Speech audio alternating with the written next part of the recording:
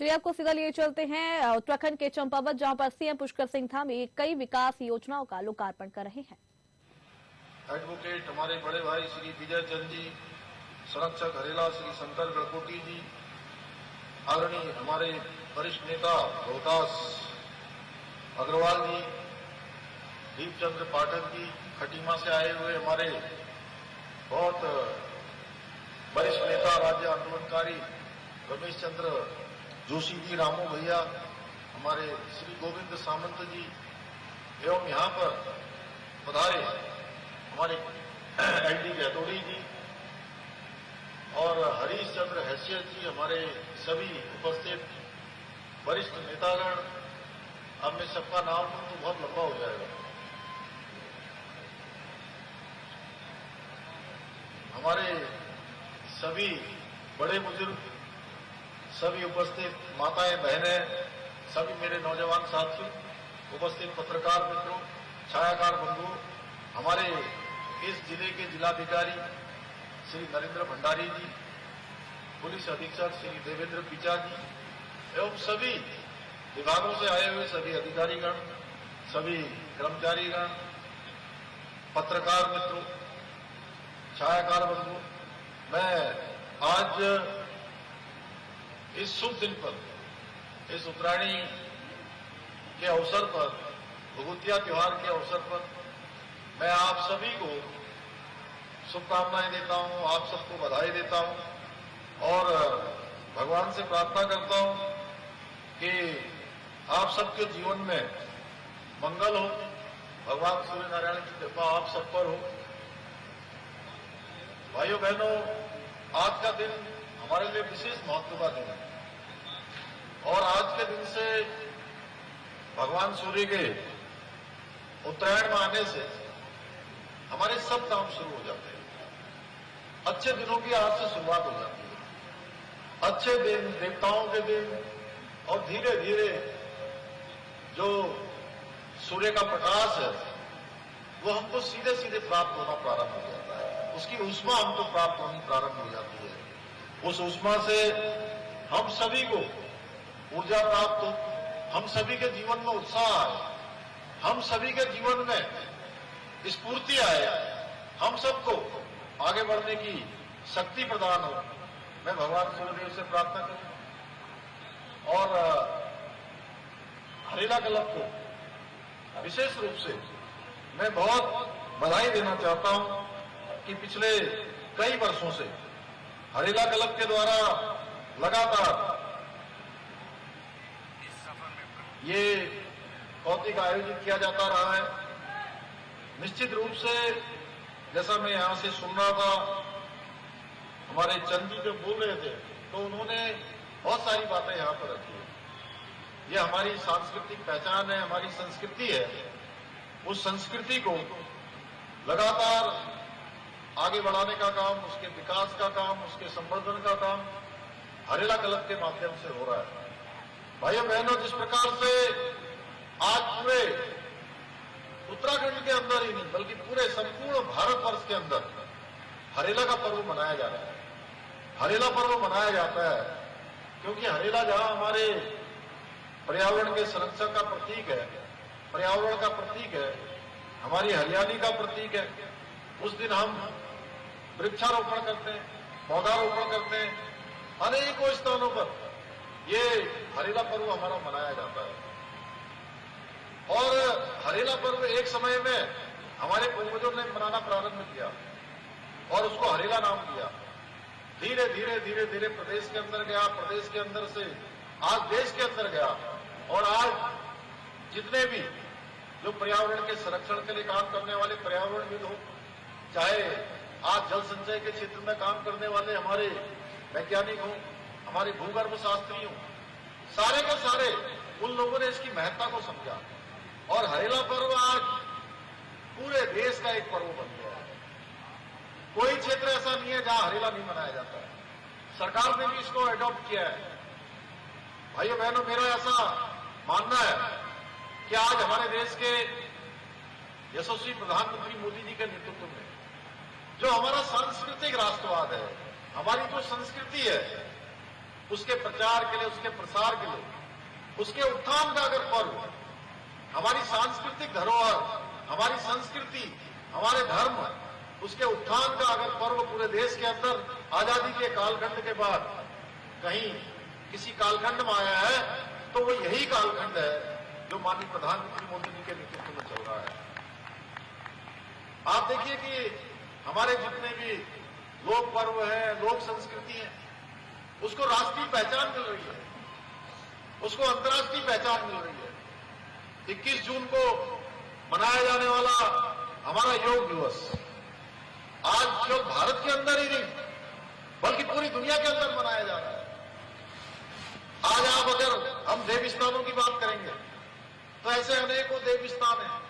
अगर हम अयोध्या की बात करें, आप अयोध्या लंबे समय से हम सब लोग सोचते थे, हम कहते थे कि हम हर क्षण हर पल अगर किसी का नाम लेते हैं, अगर हमारे मन में हमको थोड़ी सी भी परेशानी होती है तो थोड़ी सी परेशानी में भी हमारे मुंह से निकलता है हे राम, राम राम।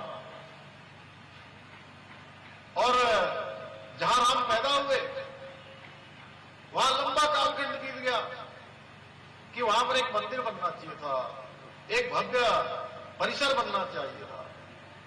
और हम सब लोगों ने भी कहा, उत्तराखंड के लोगों ने भी कहा, टनकपुर के लोगों ने भी कहा कि राम लला हम आएंगे, मंदिर वहीं बनाएंगे। लेकिन एक लंबा कालखंड बीत गया, मंदिर वहां बन नहीं पाया। भाइयों बहनों, अगर आज अयोध्या के अंदर जहां भगवान राम पैदा हुए वहां पर अगर भव्य दिव्य मंदिर का निर्माण हो रहा है तो किसी और के कालखंड में नहीं हो रहा है बल्कि भारत हमारे देश के यशस्वी प्रधानमंत्री मोदी जी के कालखंड में हो रहा है। भाइयों बहनों, हमारा यहीं पर केदारनाथ,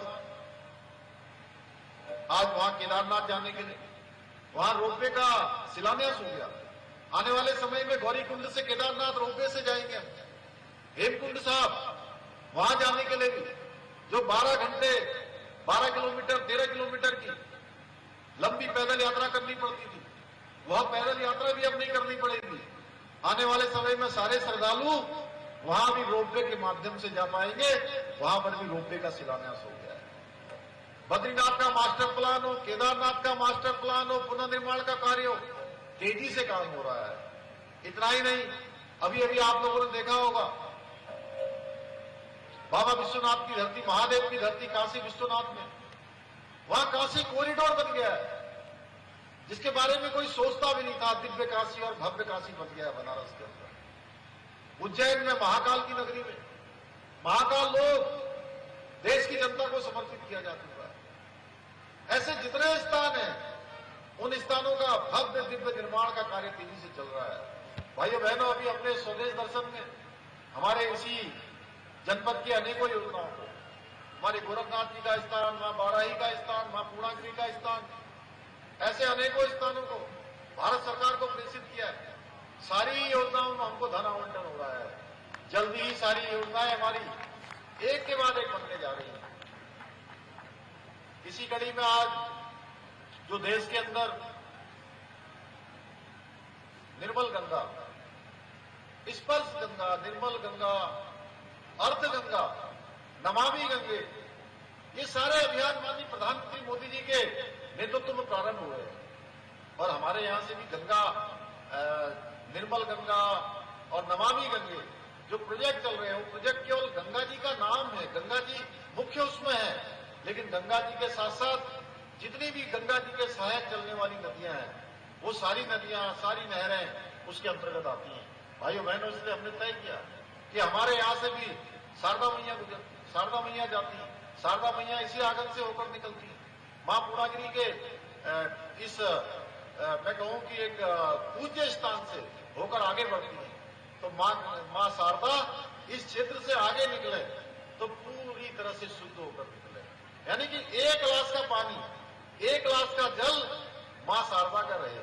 इसके लिए हमने तय किया है कि आगे निकट भविष्य में जितनी भी हमारी नमामि गंगे की परियोजनाएं चल रही है उसमें मां शारदा को भी सम्मिलित किया जाएगा और मां शारदा के अंदर जाने वाला जितना सीवर है, दूषित मल है, दूषित पानी है, उस पानी को एसटीपी प्लांटों से संबद्ध किया जाएगा, जिससे कि एक गिलास का पानी कोई मां शारदा का आगमन करे तो उसको लगना चाहिए कि ये मां शारदा भी मोक्षदायिनी है, मां शारदा भी जीवनदायिनी है, मां शारदा भी प्राणदायिनी है और मां शारदा भी सबके काम के लिए आने वाली मां शारदा है। कहीं सींचने के काम, कहीं पीने के काम, कहीं जो है कृषि के काम, हर काम में आने वाली मां शारदा हमारी करेगी। उसके लिए भी हम सबको संकल्प लेना होगा।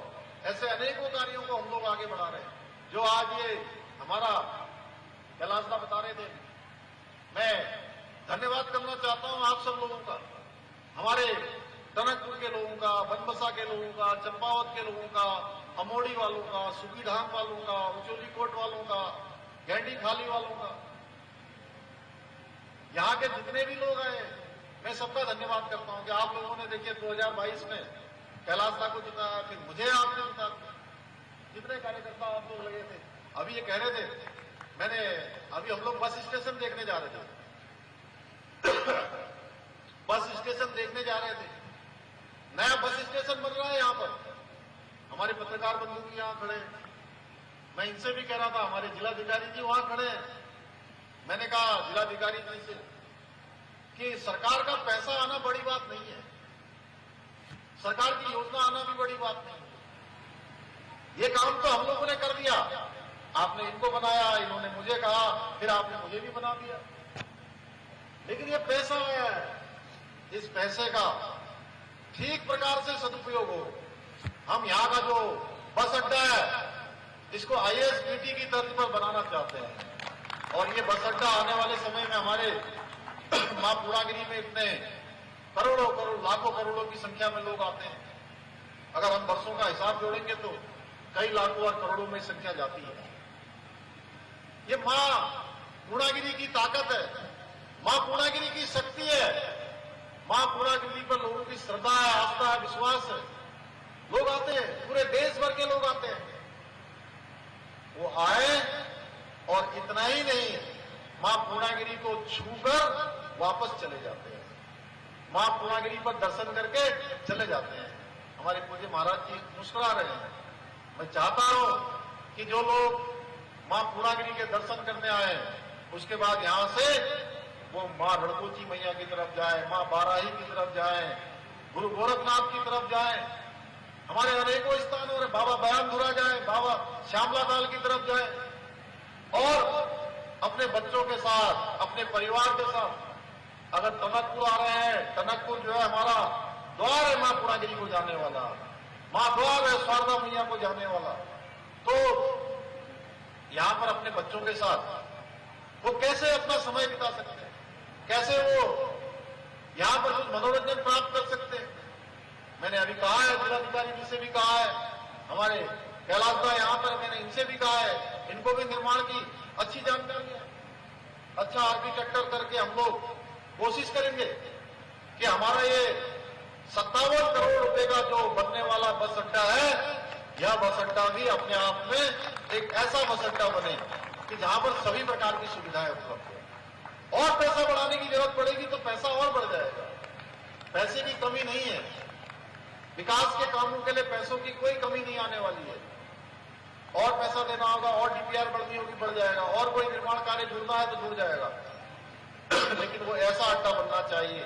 मैं भी कह रहा था कि यहाँ संडे के दिन, शनिवार के दिन रोहतास जी बरेली वाले लोग भी आए, पीलीभीत वाले भी आए, बगल में रामपुर वाले भी आए, रुद्रपुर वाले भी आए, खटीमा वाले भी आए, सितारगंज वाले भी आए, रुद्रपुर वाले भी आए, कहें कि हम लोग जो है टनकपुर जा रहे हैं, टनकपुर जाकर टनकपुर का बस अड्डा देखेंगे, वहां पर भोजन करेंगे, बच्चों का कुछ मनोरंजन करेंगे, मां शारदा की आरती करेंगे शाम को, उसके बाद अपने परिवार को लौटाएंगे। इसी प्रकार से हम लोगों ने तय किया है कि यहाँ पर अच्छा एक सर्किट हाउस बनना चाहिए, अच्छी पार्किंग बननी चाहिए। एक पार्किंग यहाँ पर बन रही है पीछे, कार पार्किंग, अभी हम लोगों ने देखा है, दूसरी पार्किंग भी हमारी TRC पर स्वीकृत हो गई है, उसके लिए भी 5 करोड़ रुपए की धनराशि स्वीकृत हो गई है। अनेकों अनेकों योजनाएं, आज ही लगभग 100 करोड़ की योजनाओं का यहाँ पर लोकार्पण और शिलान्यास किया गया है।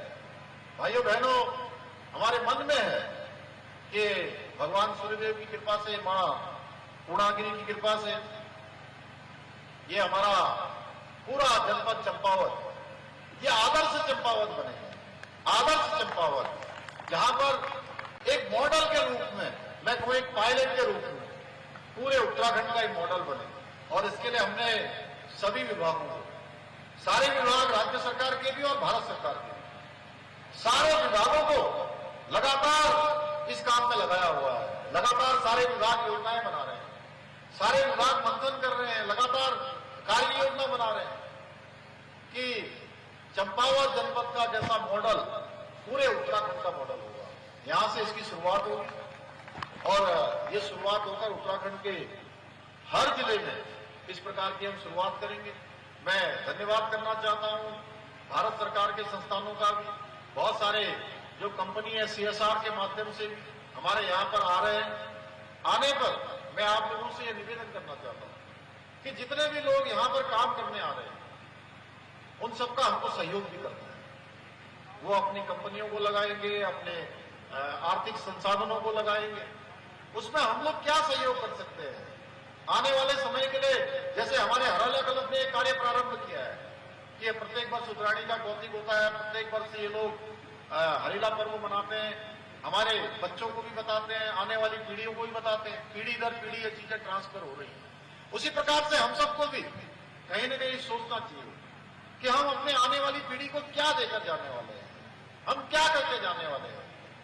और चंपावत का तो चूंकि ये तो हमारे जैसे उधर हल्द्वानी एक द्वार है, दूसरा अगर द्वार है तो मेरा ये टनकपुर भी एक द्वार है, जहां से तमाम पहाड़ को जाने वाला, यहां से आने वाले समय में, अभी मैं कैलाश दास से कह रहा था कि आने वाले समय में कैलाश दास ये बस अड्डा हमारा इसलिए भी अच्छा बनना चाहिए कि जो हम भविष्य को देखें, आने वाले समय को देखें, आने वाले समय में क्या होने वाला है उसको पहचान कर कि आने वाले समय में बड़ी यात्रा जहां मां पूर्णागिरी की यात्रा चलती है, इसके साथ साथ बड़ी यात्रा इसी रास्ते से बाबा कैलाश मानसरोवर की भी यात्रा चल रही है।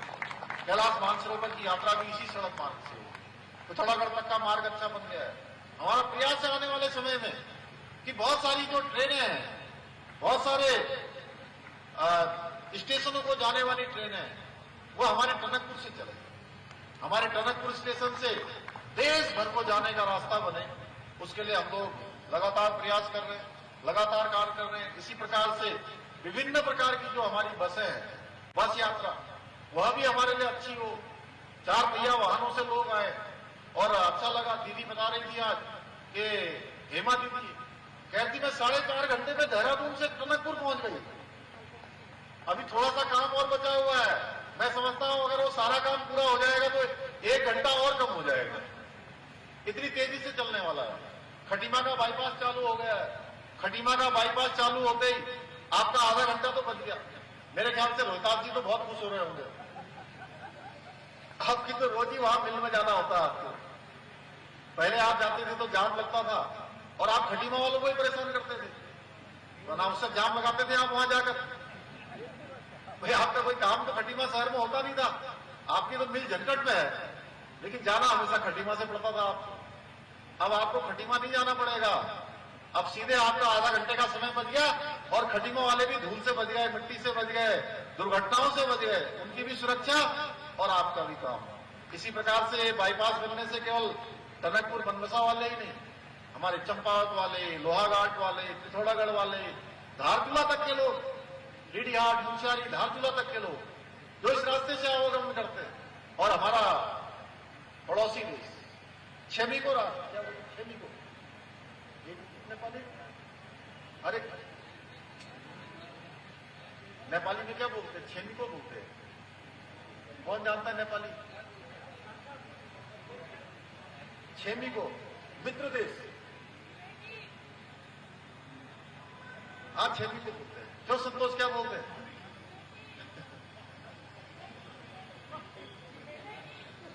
जहां हमारा रोटी बेटी का रिश्ता है, जहां हमारा सांस्कृतिक रिश्ता है, संस्कृति का रिश्ता है, पूजा पद्धति का रिश्ता है, जीवन पद्धति का रिश्ता है। वहां के लोगों के लिए भी ये जो बाईपास बन रहा है, ये बाईपास उनके लिए भी एक मील का पत्थर साबित होने वाला है। भाइयों मैंने ऐसे अनेकों कार्य चल रहे, टनकपुर से लेकर सितारगंज तक के लिए। अभी मैं भारत सरकार के सड़क परिवहन मंत्री जी से भेंट करने गया था, तब मैंने उनसे अनुरोध किया है कि टनकपुर से लेकर सितारगंज तक का जो मार्ग है उसको अब 2 लेन की जगह 4 लेन का बनाया जाए। उनसे मैंने अनुरोध किया, उन्होंने मेरे अनुरोध को स्वीकार भी किया है। उन्होंने कहा है कि इसको हम अपनी कार्य योजना में डाल दें। तो ऐसा कोई क्षेत्र नहीं है जिस क्षेत्र में आज प्रयास न हो रहा हो, काम न हो रहा हो। धीरे धीरे आने वाले समय में, और मैं बहुत सौभाग्यशाली हूं, मैं बचपन से जहां आता रहा, बचपन से जहां खेलता रहा, कूदता रहा, और कैलाश दा ने मेरा हाथ पकड़ लिया एक दिन रात में। ये बोले कि नहीं नहीं, आपने कुछ नहीं सोचना है, चाहे कोई भी कुछ भी कहे। मैं बहुत संकोच कर रहा था इस बात कि मुझे निर्णय लेना है कि नहीं लेना, लेकिन इन्होंने मेरा हाथ पकड़ लिया। बोले नहीं, कुछ नहीं करना, कहीं नहीं जाना है, यहीं से खड़ा होना है, टनकपुर से खड़ा होना है, ये चंपावत से खड़ा होना है। और भाइयों बहनों, जब मैं सोचता था कि मेरा टनकपुर ऐसा होना चाहिए, मेरा बनबसा ऐसा होना चाहिए, मां पूर्णागिरी का ऐसा होना चाहिए, शारदा मैया में ऐसा होना चाहिए, यहाँ का बस अड्डा जो बाजार के अंदर का बस अड्डा देवा भाई, अंदर वाला, जब हम यहां से पिथौरागढ़ जाते थे, गांव के लिए जाते थे, विजयदा विजय भाई, तो रात में आ जाते थे या शाम को। मुझे याद है अच्छी तरह से, मैं शायद 6-7 साल का रहा हूंगा, तब मुझे ध्यान है कि यहां पर आ जाते थे और यहां पर आकर अपना बिस्तर भी साथ में लेकर आते थे। बिटिया हंस रही है, तब ऐसे होता था। ये बिस्तर लेकर आते थे, अपने पिताजी के साथ आते थे और यहीं पर हम लोग लेटते थे अपने। और सवेरे 4 बजे यहां से बस चलती थी टनकपुर भागी चौरा, मुझे याद है, टनकपुर से भागी चौरा वाली बस, उसमें हम बैठते थे और शाम होते होते 4 बजे यहां से चलते थे और शाम को 5-6 बज जाता होगा, वहां धूप चली जाती थी, तब हम पहुंचते थे। तब मैं सोचता था कि जो है ये बस अड्डा हमारा बहुत अच्छा होना चाहिए। जब मैं इधर उधर जाता था तो मैं सब जगह देखता था कि कहीं पर इतनी बड़ी बड़ी बिल्डिंगें हैं, कहीं इतने बड़े बड़े अस्पताल हैं, इतने इतने अच्छे इंस्टीट्यूशन हैं, इतनी अच्छी पार्किंग है, तो हमारे इन क्षेत्रों में भी होनी चाहिए। तो आज मां पूर्णागिरी के आशीर्वाद से, आप सब लोगों के आशीर्वाद से, आप लोगों ने ये मौका दिया है, मां शारदा के आशीर्वाद से, बाबा बयानदुरा की कृपा से, मां बाराही की कृपा से, ये काम करने का जो अवसर मिला है, इस काम को आदर्श रूप में रखना है। और ये काम, ये केवल मेरा काम नहीं है, मेरे को तो आप लोगों ने आगे लगाया, केवल इनका काम भी नहीं है, ये हम सब लोगों का काम है, पूरे क्षेत्रवासियों का काम है। ये हमारी सबकी सामूहिक यात्रा है और हमने संकल्प लिया है, माननीय प्रधानमंत्री मोदी जी ने कहा 21वीं सदी का तीसरा दशक, 21वीं सदी का तीसरा दशक उत्तराखंड का दशक होगा। भाइयों बहनों, हम उस दिशा में बढ़ रहे हैं, भगवान की कृपा से। कुछ व्यवधान भी आ रहे हैं बीच बीच में, कुछ आपदाएं भी आ रही हैं, कुछ परेशानियां भी आ रही हैं, लेकिन जहां इतने सारे लोगों का साथ हो, इतने सारे लोगों की शुभकामनाएं हो, आए हमारे सभी बड़े बुजुर्गों का आशीर्वाद हो और उसके ऊपर हमारे मां पूर्णागिरी, हमारे देवी देवताओं की कृपा हो, तो ये रथ रुक नहीं सकता, ये अभियान रुक नहीं सकता। आंधी आए या तूफान, अब नहीं रुकेगा यह अभियान आगे बढ़ते जाएगा। भाइयों बहनों, इतना ही नहीं, हमने यह भी संकल्प लिया है कि 2025 जब हमारी राज्य स्थापना का 25वां वर्ष होगा, तब हम हिंदुस्तान के श्रेष्ठ राज्यों में शामिल हों, हम अग्रणी पंक्ति के राज्यों में हों। हमारी हर प्रकार की व्यवस्थाएं, चाहे वो पर्यटन का क्षेत्र हो, चाहे वो सड़कों का क्षेत्र हो, चाहे वो चिकित्सा का क्षेत्र हो, शिक्षा का क्षेत्र हो, औद्योगिकी का क्षेत्र हो, या हमारा ऊर्जा का क्षेत्र हो, या हमारा पर्यावरण का क्षेत्र हो, हर क्षेत्र में हम हिंदुस्तान के नंबर 1 राज्यों में हमारी गिनती हो। उसके लिए भी हमको आगे बढ़ना है, उसमें आप सभी का आशीर्वाद चाहिए, आप सबकी शुभकामनाएं चाहिए।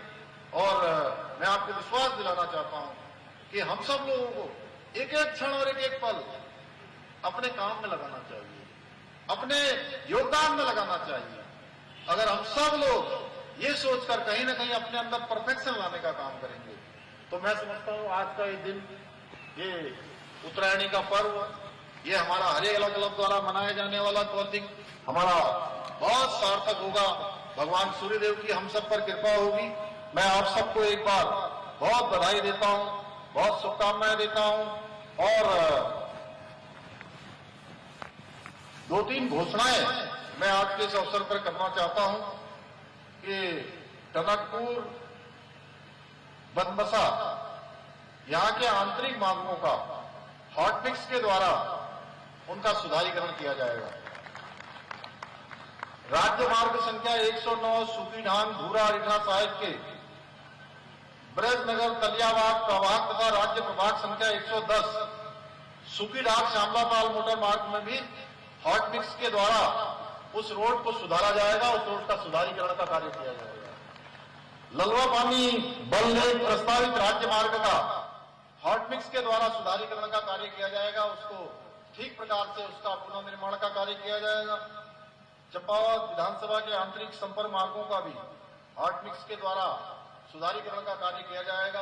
आज के अवसर पर पुनः सभी का धन्यवाद करते हुए विशेषकर से हमारे चंगी हरेला क्लब के सभी लोगों का, आए हुए सभी कलाकारों का भी, और ये कौतिक जहां हमारे कलाकारों को भी एक मंच प्रदान करता है, उनको भी आगे बढ़ने का अवसर प्रदान करता है। और ये कौतिक हम सबके अंदर, मैं बधाई देना चाहता हूं। मैं थोड़ी देर पहले सोच रहा था कि हरेला क्लब के लोगों को कि वो इस प्रकार की गतिविधि को आगे बढ़ाने का काम करते हैं। और आपने एक यहां पर हॉल की बात करी थी, एक कम्युनिटी हॉल की बात करी थी, और मैं इसकी भी घोषणा करता हूं कि निकट भविष्य में उसका भी डीपीआर बनाकर उसका कम्युनिटी हॉल के निर्माण कार्य को भी किया जाएगा। बहुत बहुत धन्यवाद।